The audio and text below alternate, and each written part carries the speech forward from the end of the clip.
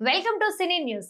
Senior నటుడు నందమూరి బాలకృష్ణ తెలుగు సినీ పరిశ్రమ బలోపేతం కావాలంటే అగ్ర హీరోలు ప్రతి ఏడాది ఎక్కువ సినిమాలు చేయాలని అభిప్రాయపడ్డారు.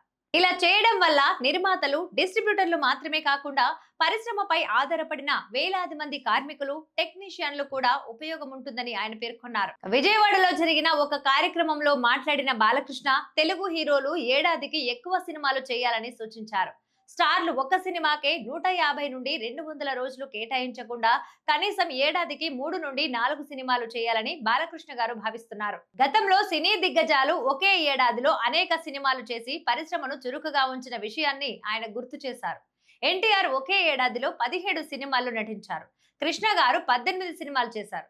వీరబ్రహ్మేంద్ర స్వామి చరిత్ర 17 రోజుల్లో పూర్తయింది. అడవి రాముడు 38 రోజుల్లో, దానవీర సూరకర్ణ 45 రోజుల్లోపు పూర్తయ్యాయి. అవన్నీ కూడా విఎఫ్ఎక్స్ లేకుండానే తెరకెక్కాయి అని ఆయన చెప్పారు. అప్పటి పరిస్థితులు ఎంత కఠినంగా ఉండేవో కూడా ఆయన వివరించారు. ఆ రోజుల్లో ట్రిక్ షాట్ల కోసం మిచెల్ కెమెరాలు ఉపయోగించేవారు. ఒక షాట్ కోసం ఎన్టీఆర్ 7 గంటల పాటు కదలకుండా నిలబడాల్సి వచ్చేదని కూడా అన్నారు. ప్రస్తుతం ఆధునిక పరికరాలు, విఎఫ్ఎక్స్ వంటి సాంకేతిక సదుపాయాలు అందుబాటులో ఉన్న నేపథ్యంలో సినిమాలు ఇంకా వేగంగా పూర్తవ్వాలని బాలకృష్ణ భావిస్తున్నారు. కానీ ఇప్పుడు పని రోజులు పెరుగుతూనే ఉన్నాయి. దాంతో నిర్మాణ వ్యయం కూడా భారీగా పెరుగుతుందని ఆయన పేర్కొంటున్నారు. టెక్నాలజీ వల్ల తప్పులు సులభంగా సరిచేసుకునే అవకాశం ఉన్నప్పటికీ సినిమాలు 2 నుండి 3 సంవత్సరాలు ఎందుకు పడుతుందని కూడా ప్రశ్నించారు. గతంలో నెగటివ్ కోటాపై ఆధారపడవలసి వచ్చేది. రీల్స్ ప్రాసెస్ అయ్యాకే అవుట్పుట్ చూడగలిగేవారు. ఇప్పుడు సెట్ లోనే మానిటర్ల ద్వారా వెంటనే ఫలితం కనిపిస్తోంది. మరి ఇంత ఆలస్యం ఎందుకు అని ప్రశ్నిస్తున్నారు. పరిశ్రమకు చెందిన ఓ సీనియర్ వ్యక్తి కూడా బాలకృష్ణ అభిప్రాయాలకు మద్దతు పలికారు.